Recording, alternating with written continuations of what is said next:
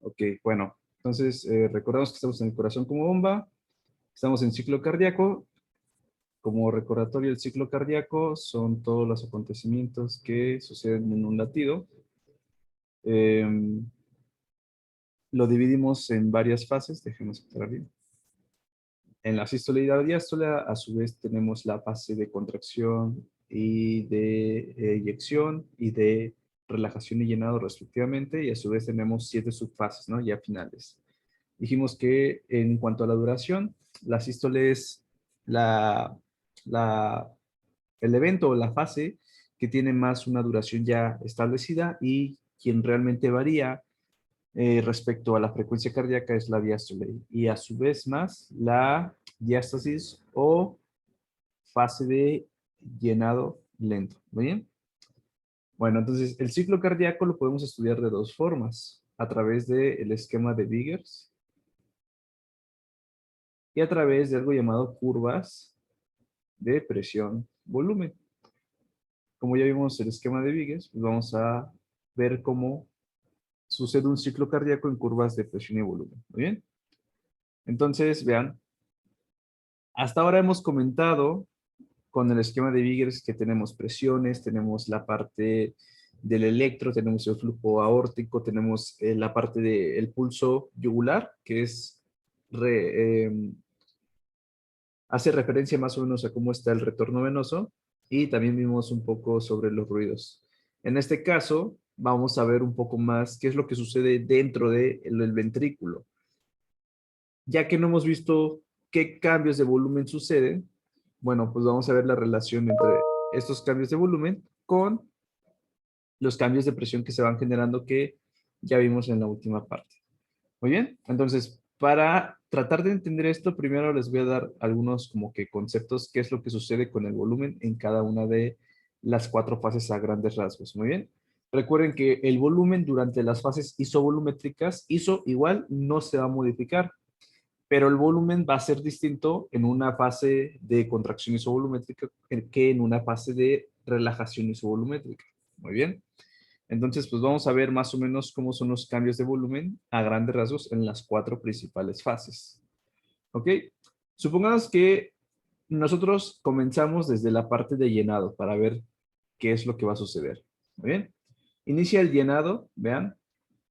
El llenado tiene pues 3 fases, llenado rápido, llenado lento y contracción auricular. Supongamos que finalizando la contracción auricular, mi ventrículo está completamente lleno de sangre. Y entonces se cierra las válvulas AB e inicia mi fase de contracción isovolumétrica. Por lo tanto, cuando inicio en la fase de contracción isovolumétrica, que es esta, que está acá, ¿qué es lo que sucede? Mi ventrículo está completamente lleno de sangre y como es isovolumétrico no se modificó con lo que se terminó de llenar, ¿no? Entonces, a este volumen le voy a llamar volumen diastólico final, que se logra justamente con la contracción auricular. La contracción auricular me da el 20% restante para terminar de llenar al ventrículo. Este volumen va a permanecer igual durante la contracción isovolumétrica porque aquí no hay cambio de volumen. ¿Y a cuánto equivale este volumen diastólico final o también llamado volumen telediastólico? A 120 mililitros aproximadamente. Con esos 120 mililitros mi corazón está lleno. Muy bien. Entonces inicia la contracción isovolumétrica, la presión dentro del ventrículo es mayor que la de la aorta y por lo tanto el flujo de sangre pues va hacia las arterias, ¿no? Se da la parte de la eyección rápida, eyección lenta. Resulta que la cantidad de sangre que el corazón va a sacar en un latido, es decir, en un bombeo, va a ser de 70 mililitros. Por lo tanto, vean que el corazón prácticamente nunca se queda sin sangre. A pesar de que da la contracción, se sigue quedando con 50 mililitros. Esos 50 mililitros que quedan en el corazón, pues bueno, los voy a tener ¿cuándo? En la fase de relajación isovolumétrica. Muy bien. Y de la relajación isovolumétrica, ya que inicia la diástole, todo el apartado de llenado, pues va de nuevamente a ser de 70 mililitros, ¿no? Entonces, ya tenemos 3 conceptos, volumen diastólico final o volumen telediastólico, que es el volumen con el cual se llena el corazón, 120 mililitros, la cantidad de sangre que el corazón eyecta con cada latido, que es el volumen sistólico, y el volumen que queda al final de la eyección, que es el volumen telesistólico o volumen sistólico final, ¿no? Cualquiera de los dos nombres es lo mismo. Muy bien. La pregunta tal vez sería, si yo quisiera saber qué tanto aporta la aurícula para el llenado, ¿creen que se pueda saber? ¿Qué dicen? Si con 50 me quedé cuando di la contracción y al final del llenado tengo 120, toda la parte del llenado corresponde también a 70 mililitros. ¿Están de acuerdo? Y si la contracción auricular me da el 20% de llenado, ¿cuántos mililitros me da la contracción auricular en promedio?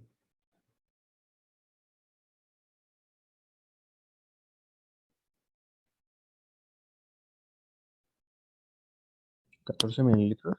Muy bien, 14 mililitros. Ahí está. Entonces, pues si en algún momento por ahí los quieren complicar con esta pregunta, pues ya saben que sí se puede. Muy bien. Disculpa, Fer, el prefijo tele, ¿qué significa? Tele es a través, o sea, tele desde su significado es como que a través, a la distancia. Aquí se toma como que al final, pero no está bien dicho, porque para decir que algo sea al final, necesita otro prefijo, ¿no? Pero tele significa a la distancia, a lo lejos. Aquí se toma como al final de ya sea la sístole o la diástole. Muy bien. Bueno, entonces, pues ya vamos a tratar de entender las curvas de presión y volumen, que es esto que ven acá, que a lo mejor lo ven complicado, pero pues vamos a ver que no es así. Voy a borrar esto que está acá. Vean, en la parte del eje de las X nos pone el volumen, en el eje de las Y nos pone la presión. Vamos a ocupar el rojo. Eso es el volumen. Aquí tenemos el volumen telesistólico del ventrículo izquierdo. Ahí está, volumen telesistólico que dijimos que es de 50 mililitros. Acá partimos del cero. Entonces, esos son 50 mililitros. Aquí tenemos volumen telediastólico. ¿De cuánto es? De 120 mililitros. Por lo tanto, todo lo que existe de acá a acá es el volumen sistólico. ¿Ok? Ahí está. Está sencillo. Vean, acá tenemos la presión. Aquí la tabla, bueno, la gráfica no nos pone valores, pero ahorita vamos como que nosotros a llenar. Vamos a poner que aquí son de aproximadamente 120, 130 milímetros de mercurio. Vamos a ponerle 120. Y acá pues también son cero, ¿no? Más o menos ahí está. Entonces, pues vamos a tratar de entender esto. Pues para acá el volumen crece, para acá la presión crece. Y ya nada más, pues vamos a ver qué fases van a estar aquí. Y ustedes me van a ayudar para descifrarlas. Vean, si aquí está incrementando el volumen, ¿qué fase a grandes rasgos estamos viendo aquí? Del punto F al punto A. Relajación ventricular. Muy bien. Bueno, acuérdense que contracción y relajación va de acuerdo a presión. Y aquí estamos viendo volumen. Estamos viendo cambios en volumen. Por lo tanto, si el volumen está incrementando, ¿Es volumen telediastólico o contracción isovolumétrica? muy bien, es la diástole, ¿no? Muy bien. Ahí está. La contracción auricular. Bien. Bueno, vamos justamente a eso. Vean, si partimos de 50 mililitros y llegamos a 120, pero no hay cambios en la presión, ¿qué significa? Que el ventrículo está relajado, pero se está llenando. De 50 pasa a 120 mililitros. Todo esto que ven acá es llenado, que lo acabo de poner con azul cielo. Eso es llenado, llenado ventricular. Y el llenado sabemos que se divide a su vez en tres fases. Es el llenado rápido, el llenado lento. Y vean, esta que se ve aquí como que abombeada, esta parte que sube aquí poquito, vean que es como si incrementara poquito la presión, es la contracción auricular. Aquí están las tres fases, llenado rápido, llenado lento y contracción auricular. Ok, pero vean, todo esto, si parto de 50 y llego a 120 mililitros es porque estoy ganando volumen. ¿Y cuándo gano volumen? Cuando me estoy llenando, ¿no? ¿Y cómo va a ser la presión Si me estoy llenando, pues el ventrículo va a estar relajado. La presión, por lo tanto, va a estar baja. Hasta aquí sí se entiende esta parte, ya para que podamos continuar con las demás. Todos ya estamos en contexto. Sí, Muy bien, bueno. Vean, ahora qué es lo que sigue. Lo voy a poner ahora con morado. Ya no hay cambio en el volumen, ya no me desplazo ni para la izquierda ni para la derecha, pero ¿qué es lo que está sucediendo acá? Está incrementando la presión. Por lo tanto, ¿qué será esto del punto o todo esto que marca el trayecto B? La contracción sístole, ventricular. ventricular. La contracción isovolumétrica. Muy bien, la contracción ventricular. Y vean, como no hay cambio de volumen, no me desplazo ni para la izquierda ni para la derecha, sigo en 120, ¿sí lo ven? Es una línea recta que solamente cambia en volumen, pero no cambia, pero solamente cambia en presión, pero no cambia en volumen. Por lo tanto, es contracción, porque estoy ganando presión, volumétrica, porque no me estoy desplazando en ningún punto del eje de las X, ¿no? En el volumen. ¿Ok? ¿Hasta aquí vamos bien? Sí, Fer, perfecto. Sí, Muy bien, vamos ahora con verde. Pues vean acá qué es lo que sucede. En este trayecto, casi no hay cambio en la presión. Mantengo una presión alta, pero ¿qué es lo que sucede? Disminuye el volumen. De 120 paso a 50 mililitros. ¿Qué estará pasando acá si estoy perdiendo volumen a una presión alta? ¿Es la eyección? La eyección, exacto. Muy bien, la eyección. Y la eyección se divide en dos. Aquí está. Eyección rápida, bueno, es como que hasta acá. Eyección rápida, que es todo esto que ven acá. Y eyección lenta cuando vean que empieza a bajar. Esta eyección rápida y eyección lenta. Y por último, vamos a ponerlo en amarillo. Vean, de aquí ya no tengo cambios en volumen. Sigo siendo una línea recta sobre el eje de las X. No tengo ningún desplazamiento. Solamente hay cambio en la presión y está disminuyendo. Cuando disminuye presión y no hay cambio en volumen. Relajación isovolumétrica. Muy bien, la relajación isovolumétrica. La pregunta es, aquí solamente estamos viendo presión y volumen. ¿Ustedes creen poder identificar en este ciclo qué sucederá con las válvulas, cuándo aparecerán los ruidos y todos los demás acontecimientos? ¿Qué dicen? Sí. Sí, ¿verdad? Sí se va a poder. Sí. Por ejemplo, ¿ustedes dónde localizarían el inicio de la sístole y el inicio de la diástole? En las dos esquinas inferiores. En las esquinas inferiores, en las dos de abajo. por ejemplo, el inicio de la diástole sería con el llenado ventricular, ¿no? Llenado ventricular. Acá abajito. Sí, ahí. Bien, acuérdense, la diástole que incluye La diástole inicia con la relajación isovolumétrica, Llenado. ¿verdad? Entonces, acá está. Acá inicia la diástole. Y si trazamos de esquina a esquina, acá inicia la sístole. ¿Recuerdan con qué dijimos que inicia la diástole y la sístole? ¿Con qué evento valvular? ¿La diástole con qué? Con el cierre Con de el las cierre semilunares. de las válvulas semilunares. Muy bien, cierre semilunar. ¿Y la sístole? Con las AV. Muy bien, cierre AB. Por lo tanto, ¿dónde van a encontrar S1 y S2 en este esquema? Igual, ¿no? Ahí. Bien, aquí tendríamos, ¿a quién? Acá arribita, nos estoy poniendo rojo. Uno. S2. S2, ¿verdad? Porque es el cierre de las semilunares y acá estaría S1. S1. Ahí está. S1 y S2. Y si yo quisiera encontrar S3 y S4, ¿recuerdan dónde se daba S3? S3 se A da la hora de. Era el choque de la sangre Ajá. con la pared, ¿no? Con Ok. pared ventricular. Muy bien, era un ruido por flujo aumentado, ¿no? ¿Y cuándo tenemos un flujo aumentado? En la eyección. En el llenado rápido. El llenado rápido. Entonces, aquí en el punto F, aquí se daría S3. ¿Y ese 4 a qué se debe? Dijiste que eras una... Como rigidez ventricular, ¿no? O sea, igual era igual con un choque de sangre con una pared ventricular. ¿Ok? No, Pero creo... este choque, ¿quién le iba a dar? O sea, ¿quién iba a Es hacer el antes proceso? de la contracción auricular, ¿no? A la contracción auricular. Muy bien, en la contracción auricular. Si la contracción auricular manda con fuerza la última parte del llenado y tengo un ventrículo rígido, ¿qué es lo que va a hacer? Si el ventrículo ya no se puede distender y yo le echo el bombeo, es como cuando ustedes echan agua, no sé, y cae en seco, ¿no? Que se escucha. Entonces, así se va a escuchar ese 4 en esta parte.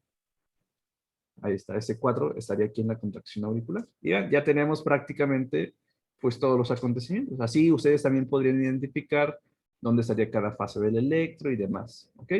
¿Hasta aquí tienen alguna duda? ¿Sí se entendió entonces cómo identificar los eventos en una curva presión-volumen? Sí, Sí, perfecto. Muy bien. En lo personal, este esquema es mucho más fácil y es el que luego se puede utilizar tanto en la parte fisiopatológica, ya cuando quieran ver qué sucede con una estenosis, con una insuficiencia valvular, cuando tenemos, por ejemplo, un paciente con hipertensión, un paciente con falla cardíaca, lo vamos a ver ahorita cómo se modifican estas curvas. Muy bien. Bueno, entonces continuamos y vean, aquí está. Lo que justamente desciframos acá, pues ya lo pone acá la imagen para que vean que pues lo tenemos todo. Muy bien. Bueno, pues ya, vamos con el gasto cardíaco. Ya terminamos ciclo, vamos con el gasto cardíaco. La función de bomba del corazón de forma global se expresa en términos del gasto cardíaco. El gasto cardíaco es la cantidad de sangre que el corazón eyecta en un minuto. Eso es el gasto cardíaco. Gasto cardíaco es una unidad de flujo. El flujo se expresa en términos de litro. Bueno, se expresa en términos de volumen por tiempo. En este caso, lo vamos a expresar en litros por minuto. ¿Cuántos litros? Bueno, ahorita vamos a hacer el cálculo. Para esto vamos a entender quiénes van a ser los determinantes. Si yo tengo un concepto de volumen y tiempo, hasta ahorita de todos los factores que hemos comentado, ¿quién me representa el tiempo? De todo lo que hemos visto de fisiología cardiovascular. ¿Quién tiene que ver el con el tiempo? cronotropismo. Muy bien, el cronotropismo, ¿verdad? Por lo tanto, vamos a hablar de la frecuencia cardíaca que lo da el cronotropismo. Y ya lo ven acá. El chiste es que sepan de dónde salen los determinantes, ¿no? Entonces ya ven. Flujo es un volumen por unidad de tiempo. El tiempo lo da la frecuencia cardíaca. Y el volumen, ¿quién será? Si dijimos que nos interesa la cantidad de sangre que el corazón eyecta por minuto. Ya tenemos quién nos da el tiempo. Nos falta la cantidad de sangre, ¿no? ¿Y quién dijimos que es esa cantidad de sangre? ¿Y de cuánto es? ¿Ese gasto cardíaco? No, bueno, estamos viendo cuál es el gasto cardíaco. El gasto cardíaco, dijimos, es un volumen por un tiempo. El tiempo es la frecuencia cardíaca. Ahora queremos saber quién es el volumen. ¿Qué volúmenes hemos comentado hasta ahora que tiene que ver con que sale del corazón? El sistólico. ¿Bien? El volumen sistólico. ¿Y de cuánto es? Dijimos. 70 mililitros. Muy bien, de 70 mililitros. Y la frecuencia cardíaca vamos a tomar, acuérdense, es de 60 a 100, pero vamos a tomar un promedio de 70, ¿no? 7 por 7, 49, 4.900 mililitros o 4 litros 900, ¿ok? Y ya para redondear, un gasto cardíaco de 5 litros por minuto. Muy bien. Entonces vean, así estos son los principales determinantes. La frecuencia cardíaca, ¿quién la establece? Lo vimos en propiedades eléctricas, depende del cronotropismo, ¿no? Toda la frecuencia de disparo, del nodo sinusal, en condiciones normales. Si son condiciones patológicas, pues bueno, quien genere el ritmo dominante o la frecuencia de despolarización dominante. Y el volumen sistólico depende de qué? De la resta entre el volumen telediastólico, 120 mililitros, y el volumen telesistólico, que son 50 mililitros. El volumen telediastólico, piensen que es lo que se logra con el llenado. Por lo tanto, esto tiene que ver más o menos con el llenado. Y la cantidad de sangre que va a quedar al final del corazón, por así decirlo, tiene que ver con la fuerza que está generando el corazón, pero además va a depender de lo que tenga que vencer. Entonces depende prácticamente del esfuerzo, por así decirlo, del corazón, el esfuerzo del corazón. Esto a grandes rasgos, pero para que ya quede de una vez los determinantes, voy a borrar esto para darles la terminología adecuada. Ojo, volumen telediastólico tiene que ver con el llenado. ¿Qué tanto aportó a que se llenara por completo ese ventrículo? Y el término que vamos a utilizar es la precarga. ¿Ok? Ahorita vamos a definirlo, pero no lo olviden, la precarga. Y el volumen telesistólico dijimos que tiene que ver con el esfuerzo del corazón, la fuerza que tiene que generar, pero también va a depender de lo que tenga que vencer, porque pues bueno, si yo tengo que oponerme a algo, al final lo que yo voy a ejercer de trabajo va a ser lo que además de yo estoy generando, menos lo que se está oponiendo, ¿no? Entonces aquí tenemos a la poscarga, que es justamente lo que tenemos que vencer, por así decirlo, y la contractilidad, que es como mi capacidad para generar fuerza que comentábamos, ¿no? En propiedades mecánicas. Bien, entonces a grandes rasgos el volumen sistólico, quitando como que ya estos dos, depende de la precarga, de la poscarga y la contractilidad. Vamos a hablar de estos conceptos porque contractilidad ya lo hemos abordado. Muy bien. Déjenme borrar esto para que vean esta tabla. El gasto cardíaco se puede modificar ante algunas circunstancias. Por ejemplo, en estados de ansiedad y estrés o en estados de lucha y huida, este gasto cardíaco se va a incrementar por respuesta a un efecto autonómico mediado por el simpático. Cuando estamos comiendo, por ejemplo, igual puede incrementar para que aceleremos toda la parte metabólica y en el ejercicio es mucho más evidente. En el embarazo y cuando tenemos un estado de incremento de la temperatura, sea porque nos exponemos a una alta temperatura o en un estado de fiebre, pues también va a incrementar. ¿Y cuándo tiende a disminuir? Cuando, por ejemplo, tenemos un estado de pasar de acostado o sentado a parado inmediatamente, que luego hasta se marean y puede dar ortopnea, perdón, bueno, les puede dar hipotensión ortostática, perdón, y algunas otras patologías, ¿no? A lo mejor piensan que cuando dormimos, el gasto cardíaco tiende a disminuir. Si bien la presión arterial sí disminuye, el gasto cardíaco no, se mantiene constante por estos determinantes. ¿Bien? Bueno, nada más es como para tener el dato ahí. Bueno, entonces vamos con la definición de precarga y poscarga. Primero, para esto imagínense que el concepto de carga es algo que yo le voy a imponer a un músculo para que pueda contraerse. Ya nada más va a depender de cuándo estoy hablando. Si es precarga, es antes de que se contraiga ese músculo. Por lo tanto, si yo le estoy poniendo una carga a ese músculo antes de que se contraiga, es decir, cuando está relajado, ¿qué le va a hacer esa carga al músculo? Lo está estirando. Y cuando se estira más nuestro músculo ventricular. Acuérdense que ahí no es como que tengo una fibra solita, ya tengo todo un ventrículo completo, una cavidad. ¿Cuándo se logra este máximo estiramiento antes de que esté contraído este ventrículo? Llenado telediastólico. En el llenado. Con todo el llenado, ¿verdad? Por eso les decía, piensen que todo lo que tenga que ver con llenado lo transmitimos al concepto de precarga. Precarga nuevamente es la carga que le voy a poner al músculo antes de que se contraiga. Si lo traducimos a términos de ventrículo, antes de que se contraiga cuando se logra el máximo estiramiento, cuando se termina de llenar. Volumen telediastólico, cuando es el máximo de llenado. ¿Muy bien? Pues ya, vamos agarrando la onda. La poscarga, bajo esta misma explicación, es la carga que yo le voy a imponer al músculo, ¿ok? Cuando ya se está contrayendo, ¿ok?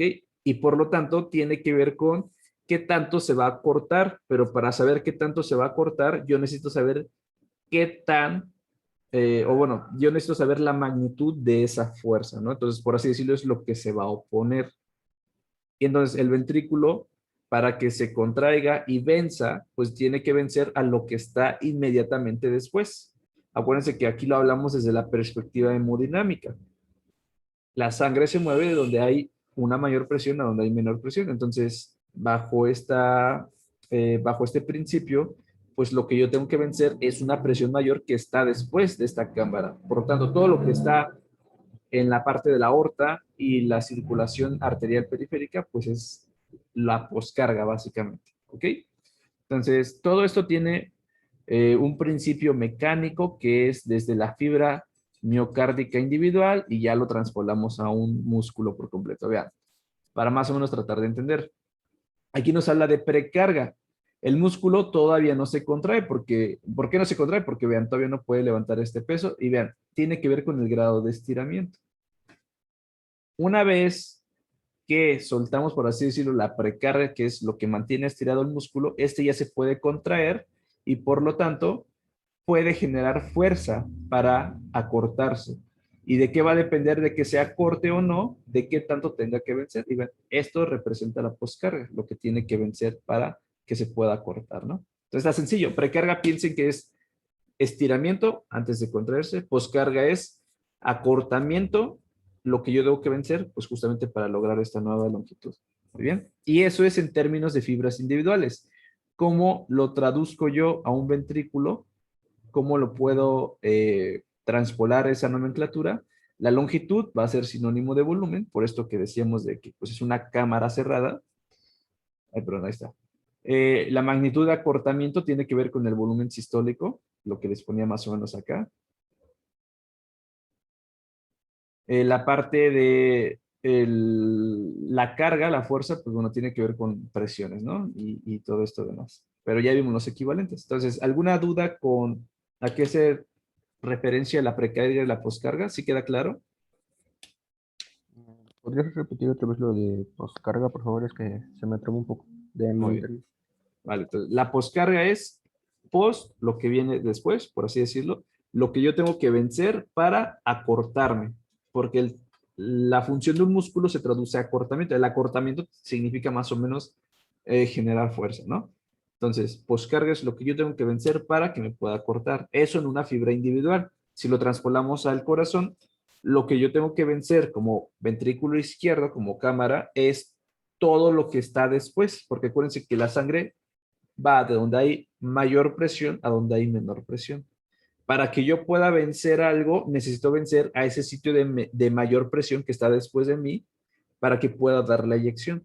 Entonces, toda la poscarga hace referencia a lo que está en la aorta y todas las ramificaciones en el árbol arteriolar hasta pues llegar a la división, por así decirlo, más minúscula, que son las arteriolas, ¿no? El sitio de mayor resistencia.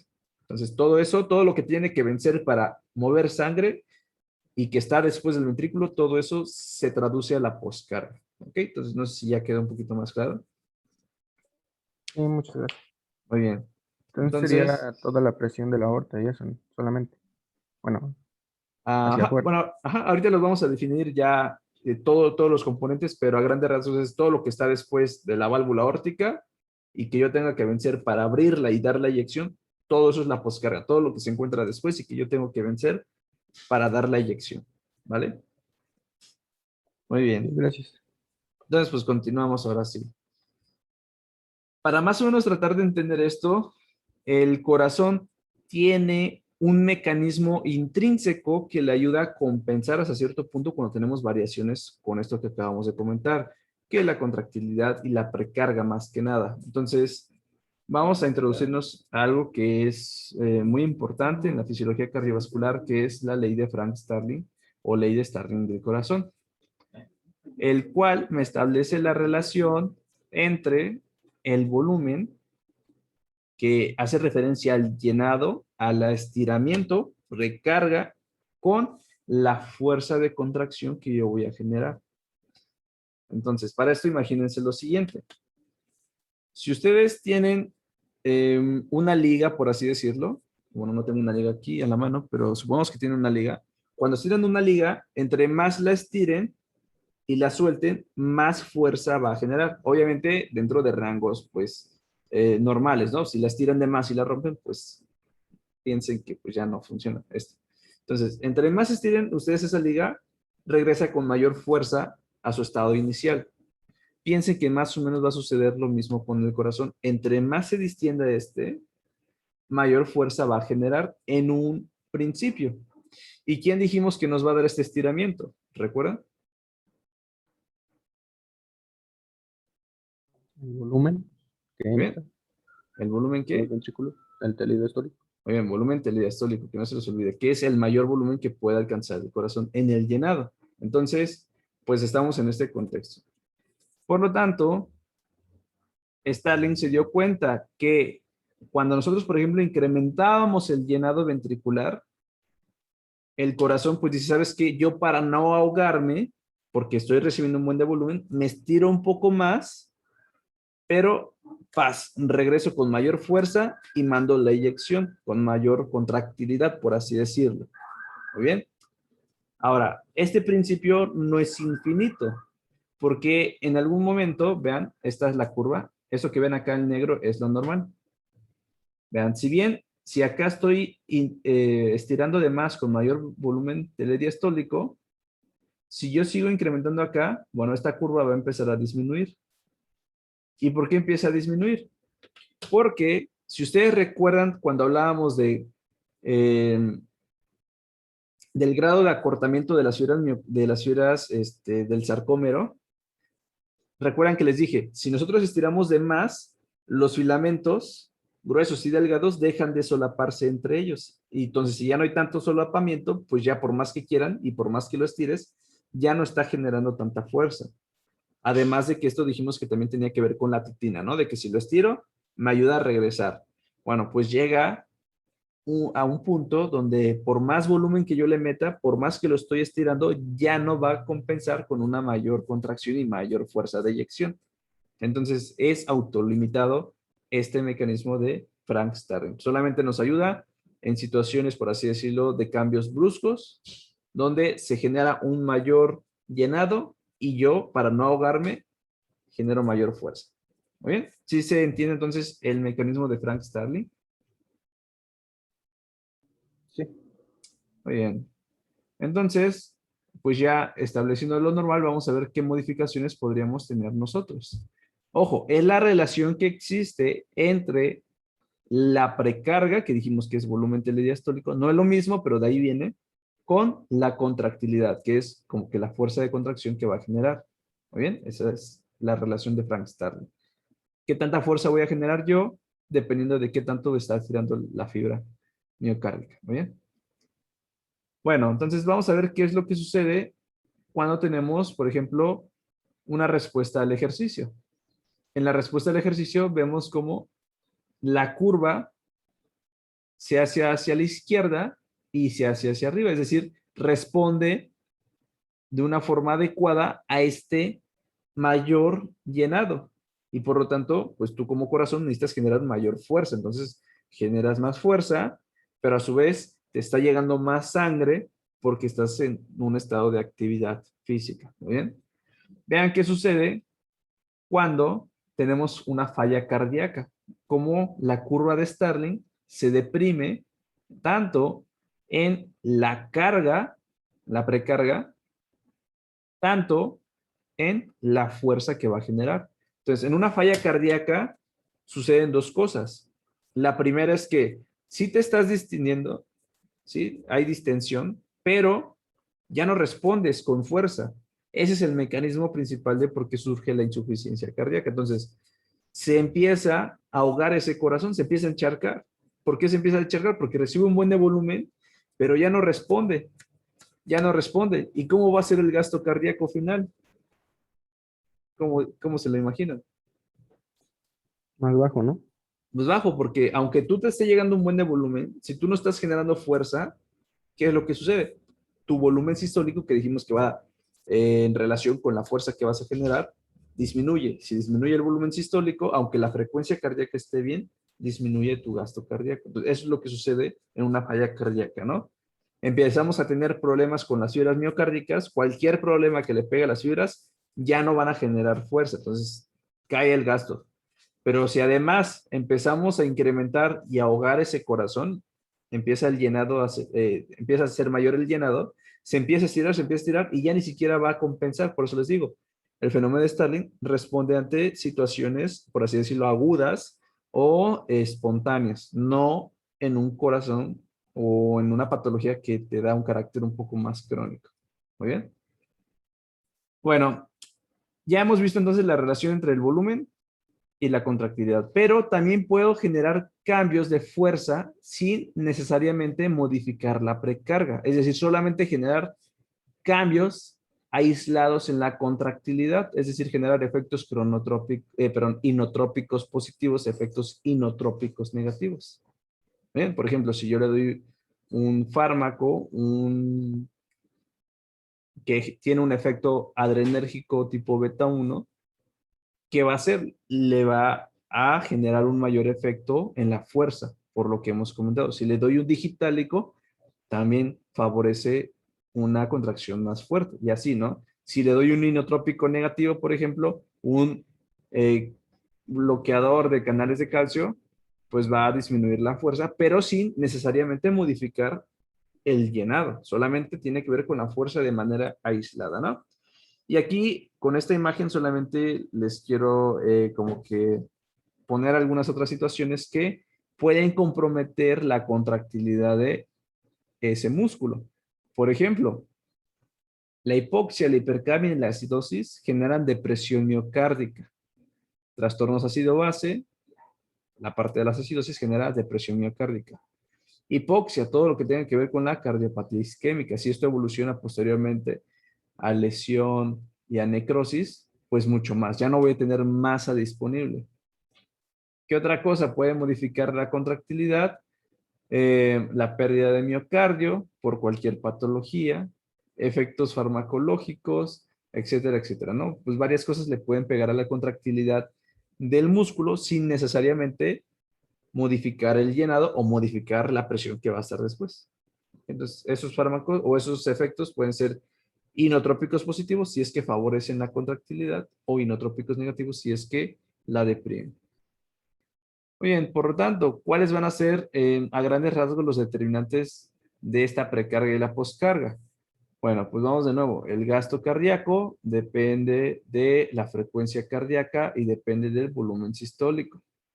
El volumen sistólico, ya dijimos que es la resta entre el volumen telediastólico y el volumen telesistólico.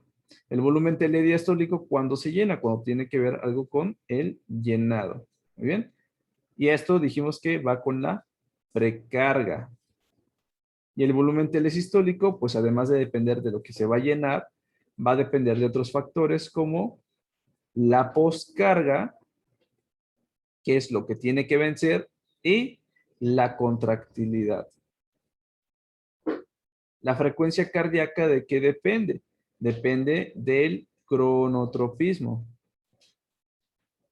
La contractilidad, bueno, eso ya está como que inotropismo, ¿no? Está ahí como que implícito. Inotropismo. Muy bien. La precarga tiene que ver con todo lo que está involucrado en el llenado.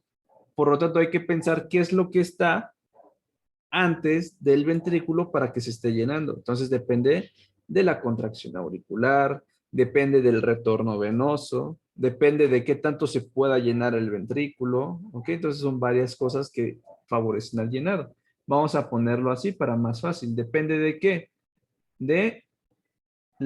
Acuérdense que para llenar algo o para generar flujo de sangre necesitamos una presión. En este caso, la presión que genera el llenado es algo llamado presión venosa central, que tiene que ver con el retorno venoso. ¿Muy bien? Entonces, el retorno venoso o presión venosa central los puede tomar como sinónimos. Ya después hablamos de sus diferencias, pero los pueden tomar como sinónimos. Muy bien. ¿De qué otra cosa depende?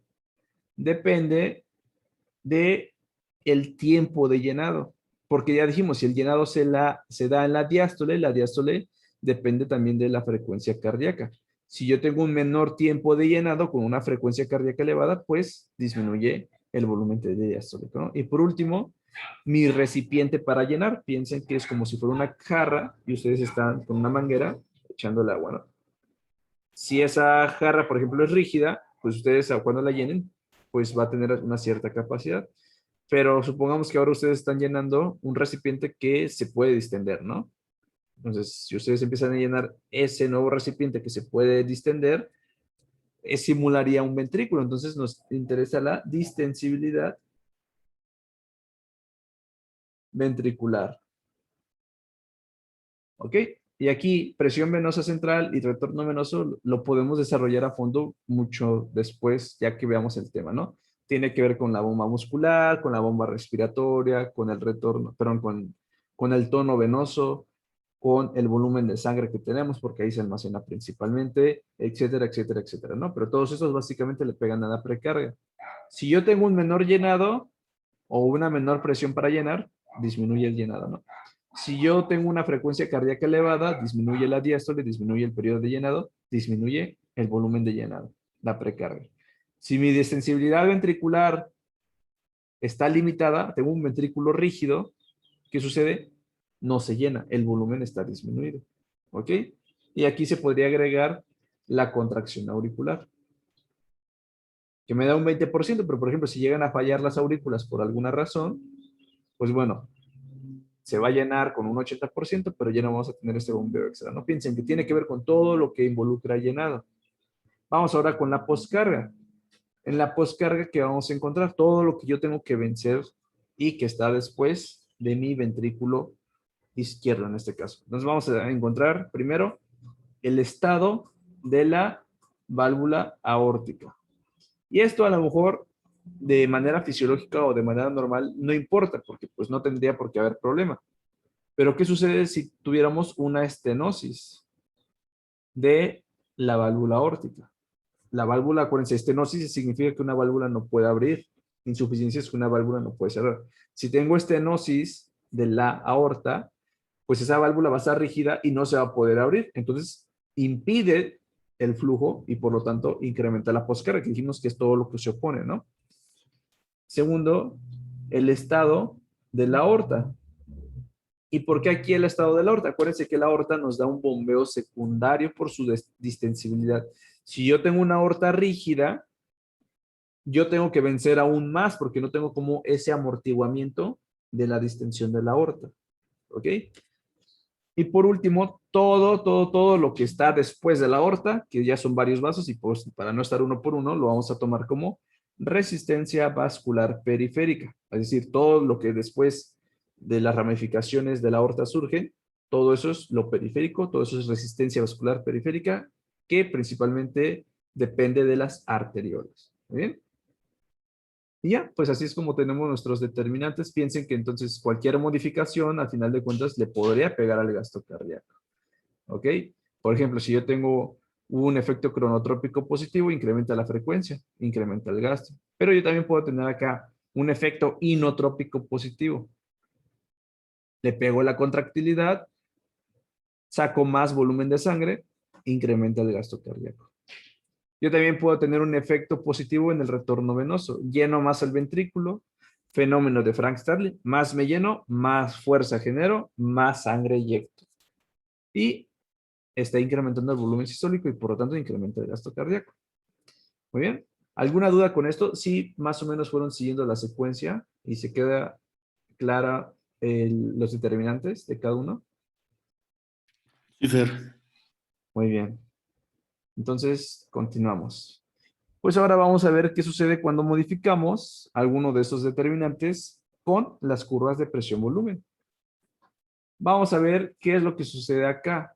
Tenemos solamente modificaciones en la contractilidad. Ojo, solamente la contractilidad de los tres determinantes. Contractilidad es lo que vamos a ver ahorita. Vean, en rojo es lo que es normal. Aquí está la curva normal, está en rojo. Yo voy a utilizar un color morado para ver qué es lo que sucede con la disminución de la contractilidad. Ojo, contractilidad no tiene que ver nada con llenado y nada con la poscarga. Solamente es modificar la fuerza de contracción. ¿Y en qué fase? Solamente depende de la pura fuerza de contracción. Está hasta sencillo el nombre, ¿no? Contracción ventricular. En la contracción ventricular isovolumétrica. Por lo tanto, si yo tengo una contractilidad disminuida, solamente va a disminuir la fase ascendente en la contracción ventricular isovolumétrica. Vean cómo en vez de llegar hasta acá, disminuye esta parte. ¿Sí se ve? ¿Sí se logra ver? Más o menos acá. Sí. Vean cómo la presión disminuye y pues obviamente la parte del llenado también, pero en la parte de la eyección se ve como que va a disminuir, ¿no? Y si yo genero menos fuerza de eyección, voy a sacar más o menos sangre, o sigo sacando sangre igual. Menos sangre. Bueno, menos volumen. Saco menos sangre, ¿verdad? Y si saco menos sangre, el volumen al final de la sístole va a ser mayor o va a ser menor. Mayor. Mayor. Entonces vean acá, el volumen sistólico, telesistólico incrementa porque ahora yo saqué menos sangre.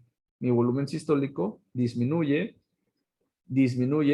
la presión, ¿ok? Y aumenta el volumen telesistólico. Ahí está. Esto cuando disminuye la contractilidad. Ahora ustedes mismos lo voy a poner con, a ver qué color se distingue, con azul clarito. ¿Qué sucede cuando incrementa la contractilidad? O ese es verde. ¿Qué sucede cuando incrementa la contractilidad? ¿Dónde vamos a ver el cambio primero? ¿De dónde partimos?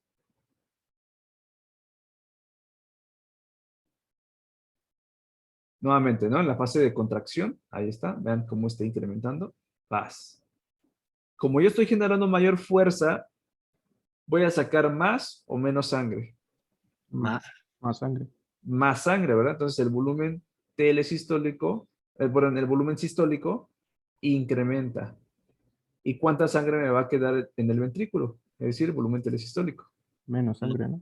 Me va a quedar menos. Entonces, nuevamente, la presión incrementa el volumen sistólico, pero el volumen telesistólico disminuye. Y esos son los patrones para ambos casos.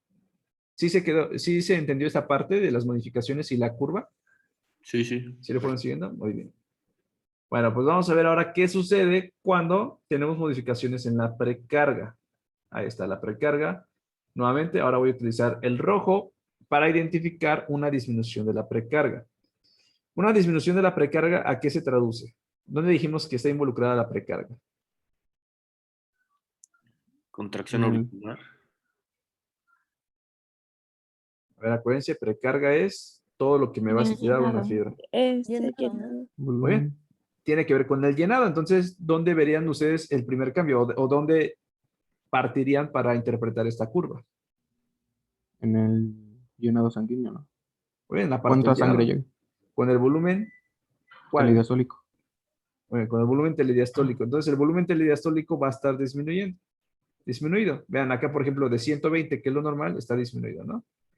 Primer cambio, disminuye el volumen telediastólico, porque se está llenando menos. Si yo lleno menos al ventrículo, acuérdense, curva de Frank-Starling. ¿Cómo va a responder?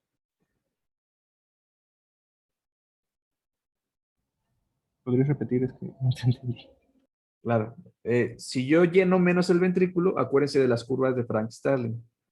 Yo no lo estiro tanto, por lo tanto, la fuerza que voy a generar Va a ser menor. va a ser menor porque no la estoy estirando mucho. Acuérdense que es más o menos como la liga, ¿no? Si la liga la estiraste poquito, pues no genera tanta fuerza.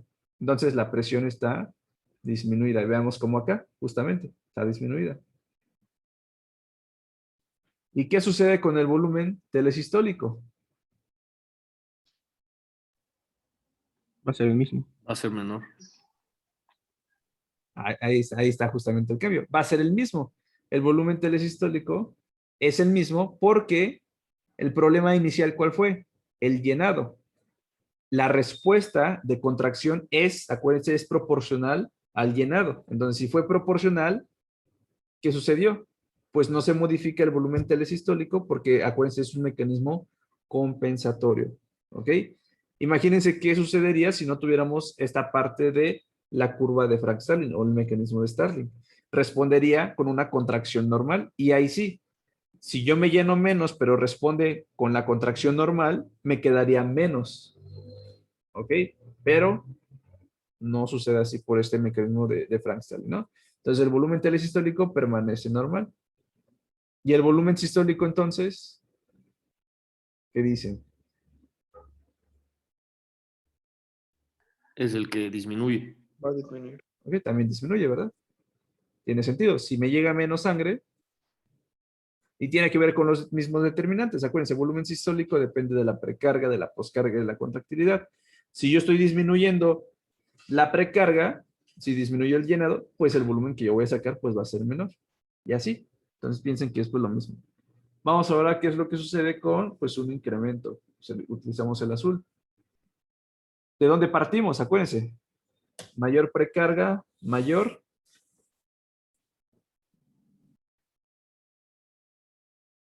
Poscarga.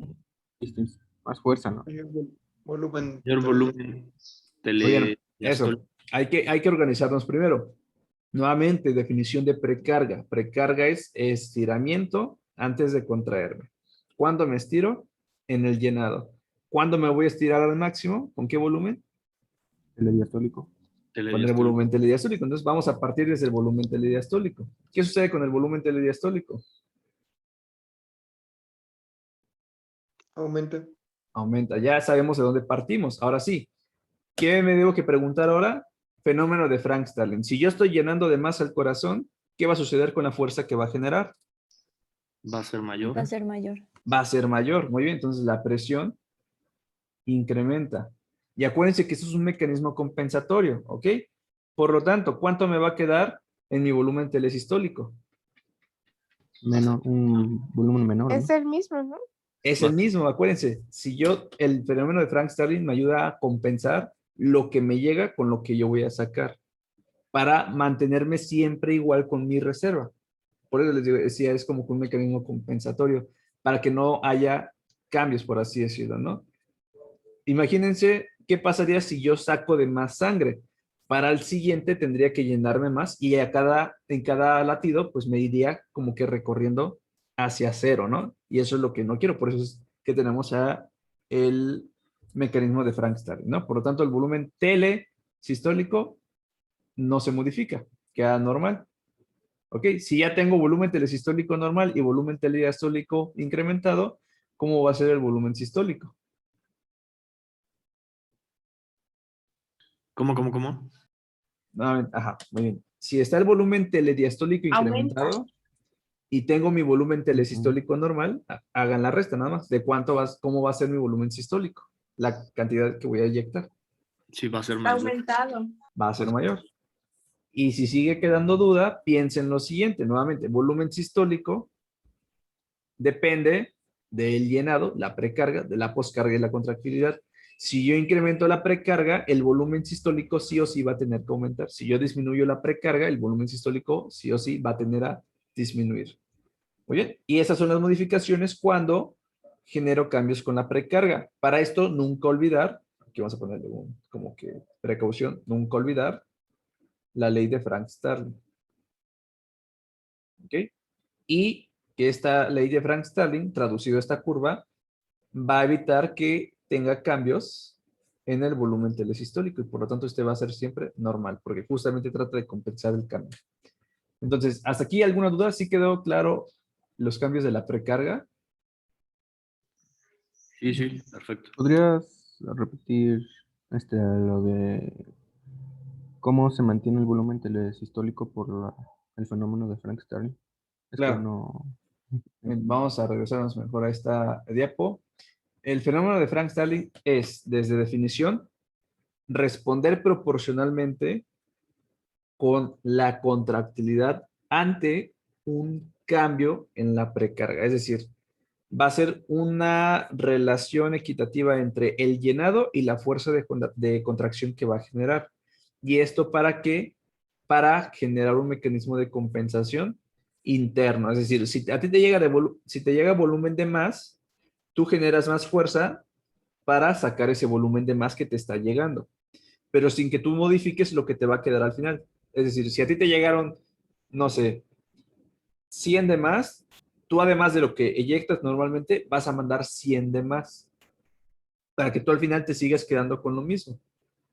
Porque ¿qué pasaría, por ejemplo, si tú recibes esos 100 y tu contracción, por ejemplo, a lo mejor es muy, muy fuerte, que además de sacar esos 100, te saca de más? en cada latido te iría llevando a 0 mililitros y eso no lo quiero. Entonces, mecanismo de Frank-Starling, nada más recuerden que es un mecanismo compensatorio para equilibrar el llenado, volumen telediastólico, con la fuerza de contracción y el volumen de eyección posteriormente. ¿Bien? Por lo tanto, si regresamos acá, ¿qué sucede en todo esto? Si yo genero disminución en la precarga o aumento en la poscarga, perdón, disminución en la precarga o aumento en la precarga, no va a generar cambio en el volumen telesistólico porque, por ejemplo, si el llenado está disminuido, disminuye el volumen telediastólico. Si está disminuido el volumen telediastólico, Frank Starling que te dice, ¿sabes qué? Si te llenas poquito, te contraes con menos fuerza. ¿Ok? Y si te contraes con menos fuerza, pues bueno, es para que justamente no te quedes sin sangre, sin tus 50 mililitros, que es el volumen telesistólico. Te llega ahora más sangre, mayor volumen telediastólico, mayor precarga. Tú te distiendes de más y ¿qué es lo que vas a hacer? Ah, pues yo quiero sacar ese volumen de más que me llegó, sin que modifique mi volumen telesistólico, que es lo que me queda. No sé si más o menos se entiende ya. Sí, sí, ya. Gracias. Entonces, por eso es que no generamos modificaciones en el volumen telesistólico y solamente en los demás parámetros, ¿no? Pero acuérdense, siempre para poder interpretar algo, piensen dónde van a iniciar. Entonces, ya tenemos las definiciones, nada más es que vayamos aterrizándolas. ¿Bien? Y vamos con el último caso. ¿Qué sucede con las modificaciones de la postcarga? Pues veamos acá. Vamos a partir con la disminución de la postcarga, porque partimos con las disminuciones, ¿no? Acuérdense, por definición, postcarga es todo lo que se opone a mi fuerza de contracción para que yo genere una adecuada eyección. Esa es la postcarga. Si la postcarga está disminuida, ¿ustedes cómo lo interpretarían? La postcarga está disminuida. Pues que la contracción va a necesitar menor fuerza, ¿no? La contracción necesita menor fuerza. Muy bien. Pero además, como tú no tienes tanto que vencer, la cantidad de sangre que puedas sacar, ¿cómo va a ser? Mayor. Mayor, ¿verdad? Acuérdense, nuevamente los determinantes acá. Si yo disminuyo la poscarga, aumenta el volumen sistólico. Si yo incremento la poscarga, disminuye el volumen sistólico. Ahorita vamos a ver la relación. Nada más presten atención acá. Vamos a partir con la disminución de la poscarga. Por definición, nuevamente, poscarga es lo que se opone a la eyección. Si yo disminuyo lo que se opone a la eyección, yo como corazón, ¿cuánta fuerza necesito generar? Ya sabemos de dónde partir entonces, con la presión, ¿verdad? Pues una menor presión. Pero si la resistencia está baja, aunque yo genere menor presión, ¿qué tanta sangre voy a sacar? A ¿Qué ver, dicen? otra vez. Vamos de nuevo, está bien. Les digo, todo está desde la definición. Entonces, la poscarga es todo lo que yo tengo que vencer para contraerme. Si la poscarga está disminuida, es decir, lo que se opone está disminuido, tiene poca fuerza lo que se está oponiendo, la fuerza que tú vas a generar para vencer es mayor o menor. Menor.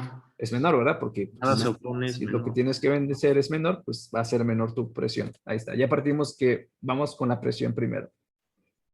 Ahora, si lo que tú tienes que vencer, pues necesitas muy poca presión para vencerlo, ¿ok? El flujo que vas a generar de eyección va a ser mayor o va a ser menor.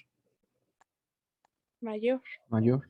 Va a ser mayor, ¿verdad? Porque ya dijimos, la sangre se mueve donde hay mayor presión a donde hay menor presión.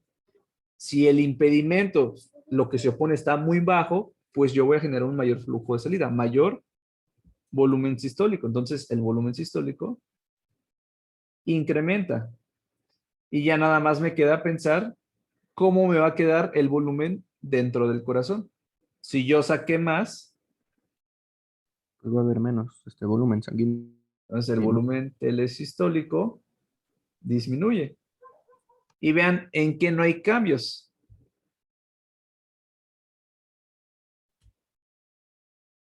En el volumen tele, Diastólico. muy bien, en el volumen telediastólico no hay cambios, porque acuérdense que ese nada más depende del llenado, no depende ni de la fuerza ni de lo que se opone, solamente del llenado. Muy bien. Entonces, más o menos así tendríamos que aterrizar las ideas, ¿no? Vamos con el ejemplo de incremento en la postcarga bajo esta misma secuencia. Incremento en la postcarga. Lo que se opone a mi eyección está incrementado. Por lo tanto, yo para vencer, ¿qué necesito hacer? Una mayor Una presión. mayor presión, ¿no? Generar una mayor presión. Incrementa la presión. Pero además está muy incrementado lo que yo tengo que vencer. ¿Qué tanta sangre va a salir? Menor, bueno, menor Menos. sangre. Menor cantidad, porque acuérdense que la sangre se mueve donde hay mayor a donde hay menor presión. Si está incrementada ya, pues va a salir menos sangre. Muy bien, entonces disminuye el volumen sistólico. Disminuye el volumen sistólico. Y si disminuye el volumen sistólico, ¿cuánta sangre me queda al final de la sístole? Queda más. Mayor Queda volumen. más. Por lo tanto, aumenta el volumen telesistólico. ¿Y en qué no hay cambios y por qué no hay cambios? En el volumen telediastólico, Muy bien. porque no tiene nada que ver el Muy bien, llenado. eso, muy bien, porque no tiene nada que ver con el llenado. ¿Ok? Aquí estamos ya con lo que es contracción y lo que va a salir. Entonces, piensen que casi todo está conectado, desde los momentos, desde de dónde a dónde va la sangre, desde cuáles son las definiciones. Entonces, es por eso que a veces como que es complicado, ¿no? Pero yo creo que ya les quedó un poco más claro, o no sé qué opinan ustedes. ¿Gustan que se repita algo, o sea, en específico? ¿Sí le entendieron? Ahora Yo tengo sí. una duda, pero no tiene que ver tanto con los volúmenes. Ajá. Es este, sobre el volumen que queda al final nos comenta 50 mililitros, ¿verdad? Este, esos, digamos, ¿cuál es su función de que se queden ahí? O sea, que no salgan a circulación periférica, que se queden en el corazón. Muy bien. Si lo tomamos desde una perspectiva hemodinámica, bueno, hidráulica, hemodinámica, todo lo que tenga que ver, ¿ustedes saben cómo funcionan más o menos las bombas de agua? Esas que tienen en su casa para subir agua al tinaco y así, cuando se les acaba el agua. ¿Qué necesitan hacer para que esta funcione? ¿Nada más la prenden y ya? Bueno, hay unas que sí, ¿verdad? Pero Hay que sacarle todo el aire, porque si no, no bomba. No, en mi caso, se le echa un poco de agua dentro de la bomba. bien, ¿y cómo se dice eso de echarle tanta agua para que salga el aire, como dice Lalo? Yo le digo purgarla. Así no se dice, se purga la bomba, ¿no? Entonces, lo mismo, necesito tener un volumen mínimo para favorecer justamente toda esta parte del llenado. Porque si no va a ser muy, muy difícil que yo me llene desde, por ejemplo, que yo empiece a llenar cuando estoy en ceros. Piensen que entre más volumen tengan ustedes, más fácil se va a dar el llenado y más fácil viene después la eyección. Aparte, entonces, si tú te quedaras en ceros, por así decirlo, es como que esa bomba no tanto va a tener aire ahí, pero por ejemplo, tener un cero de volumen es porque tu ventrículo prácticamente va a estar colapsado. Y para que además tú puedas distender ese ventrículo colapsado, te va a costar mucho más. Entonces piensen que es como que esta parte de que esté purgada facilita el llenado desde el punto de vista de que el ventrículo pues va a estar hasta cierto punto ocupado. Si no hubiera nada, el ventrículo está colapsado y tú no lo vas a poder abrir. Muy bien, no sé si te respondí entonces Sí, sí, sí, bajo esta muchas gracias. explicación. Entonces, es por eso que siempre necesito ese volumen, ¿no? Si, por ejemplo, aquí tenemos cambios, piensen que después paulatinamente se van a restaurar. Entonces, ahorita hemos visto como que a grandes rasgos, ¿no?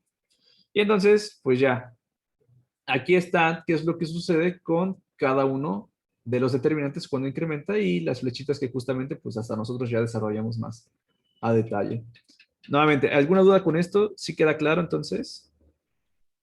Sí, Fer, perfecto. Entonces digo, estas curvas se utilizan incluso en la clínica, en la parte fisiopatológica. Es muy importante que realmente las aprendan más. En lo personal les digo que más que el esquema de Biggers, porque pues eso es lo único que te ayuda es como que relacionar. Pero lo que te sirve para poder diagnosticar un corazón con falla cardíaca es conocer volúmenes y conocer presión. Y ya con eso les digo que la van a hacer. Muy bien. Y justamente para poder aterrizar esto, pues vamos a ver qué sucede con la insuficiencia cardíaca, para que vean. Todo se puede aplicar acá. Entonces, acuérdense, tenemos una insuficiencia cardíaca sistólica y una diastólica. ¿Cuál dijimos que era el problema con la sistólica y cuál con la diastólica? La insuficiencia cardíaca sistólica, tengo dificultad Para la eyección. ¿muy bien? Para contraerme, ¿muy bien? El ventrículo no se puede contraer, no tiene fuerza, ¿ok? Ya sea porque hay tejido muerto, porque ya de plano cayó a que no le sirve su maquinaria o cualquier cosa, pero no tiene capacidad de contraerse. Esa es, por definición, el problema en la falla cardíaca sistólica. Y en la diastólica, ¿cuál dijimos que era el problema? Hasta les mandé una tableta ahí en WhatsApp. ¿Eh? Que no se podía distender. De llenado. La Muy bien. distensión. Tiene que ver con el llenado, pero el problema es que no se puede distender, no se puede llenar. Es un ventrículo rígido, ¿ok?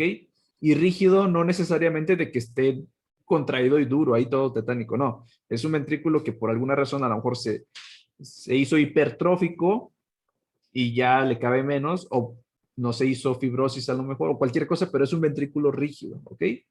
Entonces, bajo eso, pues vamos a ver cómo están las curvas modificadas y nuevamente, para que todos participen y le agarren la onda, ¿no? Vamos a establecer la misma situación. Vamos con la insuficiencia sistólica. Vamos a poner en rojo. Veamos qué es lo que sucede. El problema es para contraerse.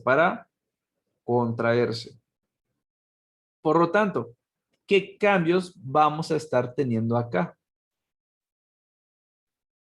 ¿De dónde ustedes partirían? ¿Qué se imaginan? Yo, una menor presión para vencer la poscarga.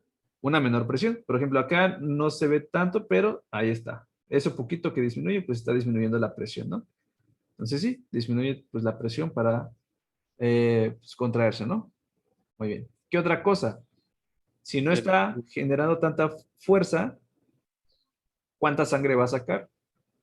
Poca. Va a Menos, sacar. Entonces disminuye el volumen sistólico. Volumen sistólico. Si disminuye el volumen sistólico, ¿cuánto me va a quedar al final de la sístole?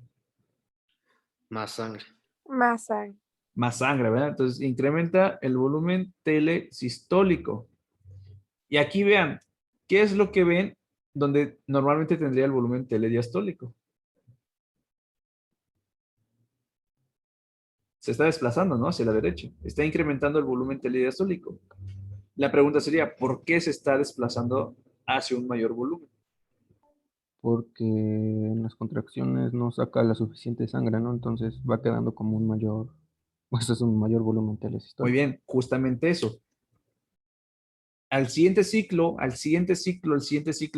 como ya no saca tanta sangre, la sangre se va a ir acumulando dentro.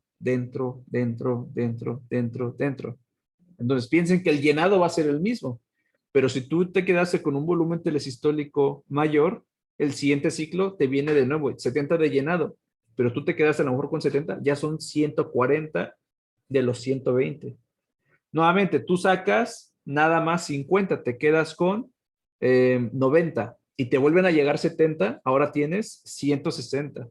De esos 160, nuevamente, tú nada más sacas 50, te quedas con 110. ¿Cuánto te llega? 70. Ahora tienes 180. Y así, y así, y así. Obviamente, pues el ventrículo no es como que tenga un infinito, pero justamente eso, que en los ciclos posteriores, como me quedó un remanente mayor de volumen telesistólico, se va a ir acumulando, se va a ir acumulando. Y es por eso que el corazón se ahoga. ¿Sí? Y se acuerdan que por qué me daba, por ejemplo, la falla cardíaca que edema y todo eso, por esto mismo, de que se va encharcando acá, después se encharca para atrás, se encharca para atrás, que viene el edema pulmonar y así sucesivamente.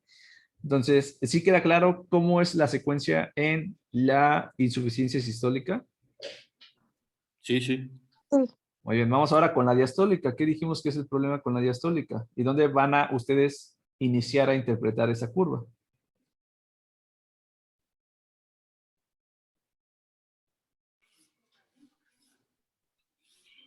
El problema es que el ventrículo No se Llena puede más distender. profundamente. no se Está puede distender. rígido. Está rígido, muy bien. Entonces, ¿de dónde empezamos a A ver, Pues el en la problema. hora de la El contracción, ¿no? Como no está muy distendido, no va a tener la suficiente presión, ¿no? O sea, va a bajar mucho la presión.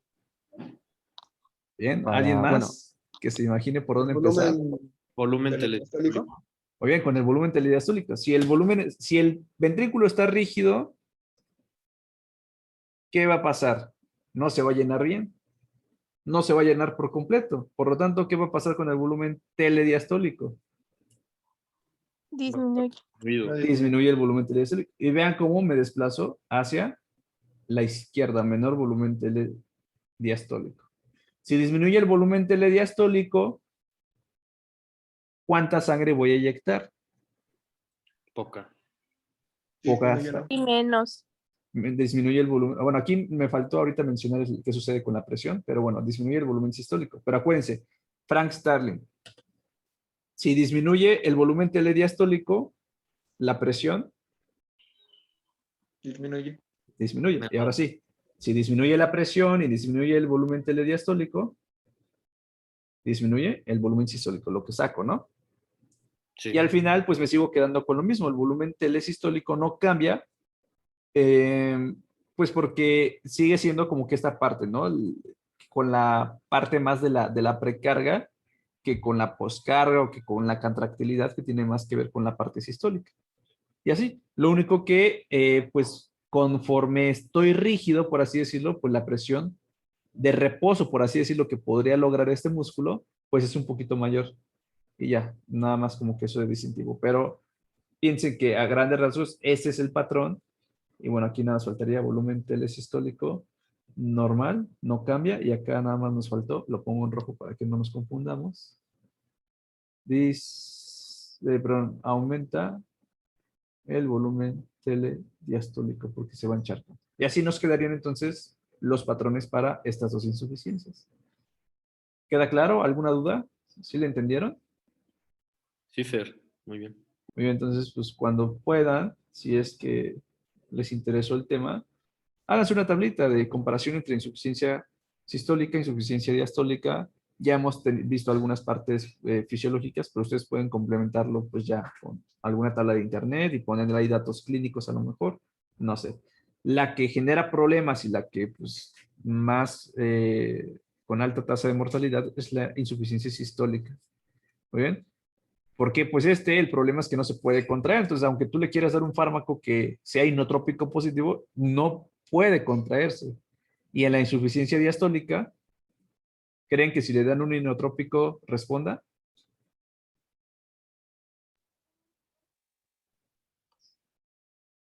Sí, ¿verdad? Porque pues no tiene nada que ver con la contractilidad, tiene que ver con que está rígido nada más. Y ya, pues nada más algo así.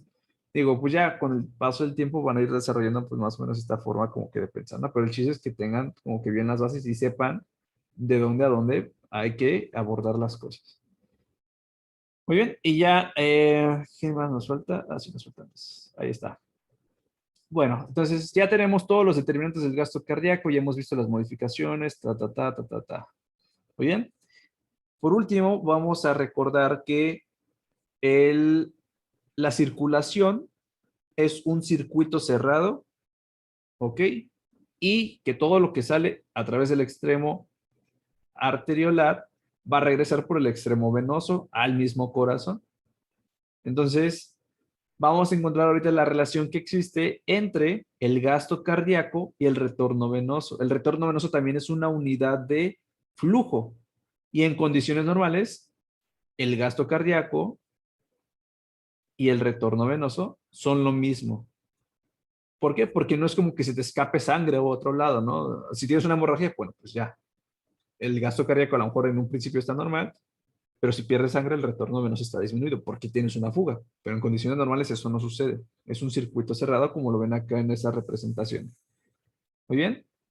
Entonces, más o menos para tratar de entender estas curvas, vamos a hablar respecto a la presión en la aurícula derecha y cómo es su relación con el retorno venoso y con el gasto cardíaco. La presión en la aurícula derecha, piensen que de todo su circuito, para que fluya la sangre, si sabemos que la sangre va de donde hay mayor presión a donde hay menor presión, el sitio de mayor presión inmediatamente ustedes pensarían que es la aorta, porque es donde inicia la circulación sistémica. ¿Y cuál sería así el sitio con la presión más baja de nuestra circulación sistémica? Los capilares. No. Acuérdense, si fueran los capilares, la sangre nada más llegaría hasta los capilares y ya no avanzaría incluso por el extremo venoso. La aurícula clave. derecha. La aurícula derecha. Entonces piensen que es necesario esta presión más baja de la aurícula derecha para que se dé todo esto. Si la aurícula derecha no tiene una presión baja, empezamos a tener problemas con el retorno venoso y con el gasto cardíaco. Hasta aquí, ¿sí les siguieron a esta secuencia o ya quedó claro por qué la aurícula derecha?